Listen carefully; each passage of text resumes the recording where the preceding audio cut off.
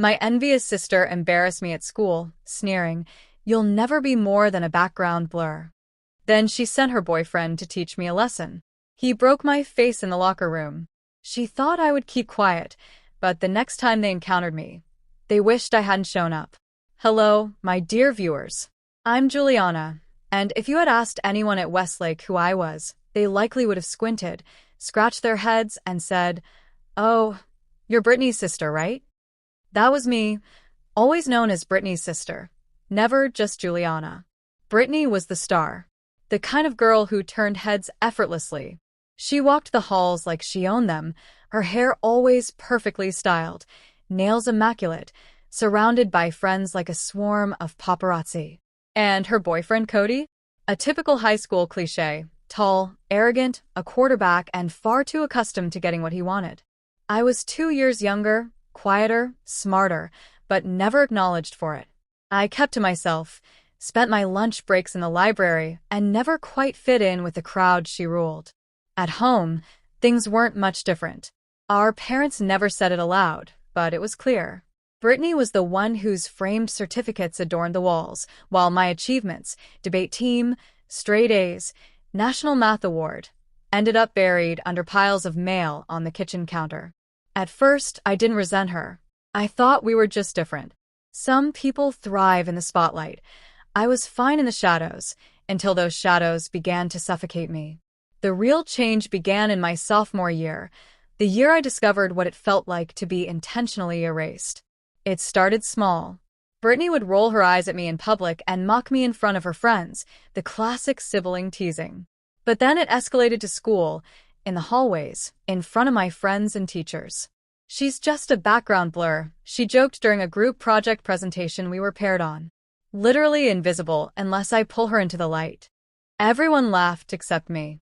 After that, her friends began to adopt it, calling me Blur in the halls and posting inside jokes on Instagram that I wasn't tagged in but were clearly aimed at me. One caption read, "Some girls are just born extras," alongside a blurry photo of me walking through the courtyard. I confronted Brittany once after dinner. "Why are you doing this?" I asked. She didn't even glance up from her phone. "I'm not doing anything. You just can't handle being boring."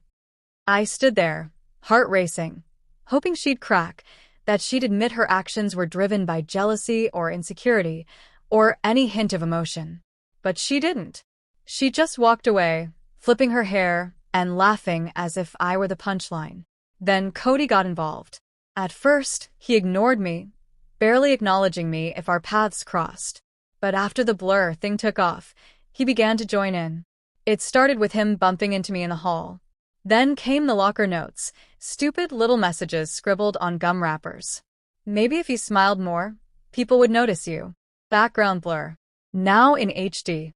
Oh, wait. Never mind. I kept them all. Why? I'm not sure. Maybe part of me thought if I had proof, someone would believe me. But when I showed one to a teacher, she told me not to interpret harmless teasing as bullying. Harmless. That word stuck in my throat for weeks. Things reached a breaking point when I caught Cody in the parking lot at a party with another girl. I wasn't even supposed to be there. My friend Isla had begged me to come for just an hour. "You never go out, please." "Just one night," I agreed. While heading toward the bathroom behind a house, I saw Cody with his hand around some junior's waist, kissing her as if he didn't have a girlfriend. I snapped a photo, not out of spite, but because I knew no one would believe me otherwise. The next day, I showed it to Brittany. She looked at it, blinked, and then said, "Delete it." "Britt, he's cheating on you." She looked at me coldly. "You think I didn't know? I let him do what he wants because he's loyal to me in public. That's what matters." I was stunned. She stepped closer, saying, "And if you say a word about this, you'll regret it." I kept quiet. Not directly, but Isla saw the photo on my phone later. She told Rachel, who told Adam, and within 2 days, half the school knew. Brittany realized where it came from. So when she cornered me at school and sneered, "You'll never be more than a background blur," it wasn't just her pride speaking. It was a threat. And I knew it wasn't over. The day it happened, I felt it in my bones. The period had just ended. Everyone was leaving early for a prep assembly. I stayed behind to grab my sketchbook, my only real escape in that place. I was alone in the locker room when the door swung open. Cody. I sensed immediately that something was wrong. His eyes were too calm, his steps too deliberate. "Brittany doesn't like snitches," he said. My blood ran cold. I didn't. Before I could finish, he slammed me into the locker. Pain exploded through my face like lightning. I tasted blood, my vision blurred, and then everything went black. I woke up in a hospital bed, my jaw wired, nose broken, and left cheekbone fractured. My mom was crying, and my dad was yelling into his phone. And Brittany. She was holding my hand. "Jules," she whispered. "I didn't know he'd actually hurt you. I just wanted to scare you." Tears stung my eyes. I couldn't release them because even then, in that moment, she was still trying to play the victim. The police arrived, and I told them everything. I handed over the notes, the photo, the details. Cody was arrested. But Brittany walked free, smiling at the cameras, posting online about how sometimes families face tough challenges and healing takes time. I lay in bed for the next 3 weeks, staring at that post. I made a decision. I wasn't going to disappear anymore. Returning to school after the hospital wasn't an act of bravery. It was necessary.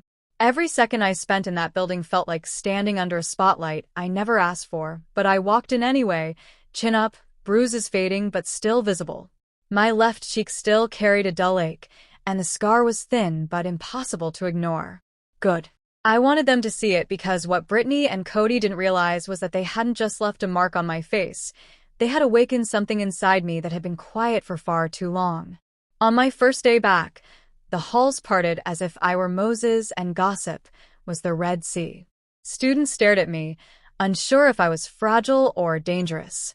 A few offered hushed, "glad you're back" comments. One teacher awkwardly patted my shoulder like I was a war veteran. But no one addressed the unspoken truth, that this school wasn't accustomed to seeing consequences. Brittany didn't look at me, not in the halls, not in the cafeteria, not even in class. She moved as if I didn't exist, just as she wanted it. But I could see the fear in her eyes when she thought I wasn't looking. That flicker of panic, of losing control, because I wasn't just back. I was ready to speak. The legal process moved slowly. Cody's family hired a slick lawyer who attempted to argue it was merely a fight, teenage tempers, a locker room misunderstanding. The school tried to stay out of it, not wanting to admit they had let things spiral this far. But they had no choice when I presented everything. Screenshots of the anonymous bullying accounts, voice memos from students who witnessed the threats, the old locker room messages Cody had written. I had quietly and carefully built a case, and I wasn't alone anymore. By the end of the month, 5 other students had come forward with stories, both girls and boys. Brittany's social circle fractured under the pressure, as those who once laughed with her now distanced themselves. Some stayed silent, while a few reached out to me privately. One message from a junior girl simply read, "Thank you for not staying silent." He did it to me too, just not with fists.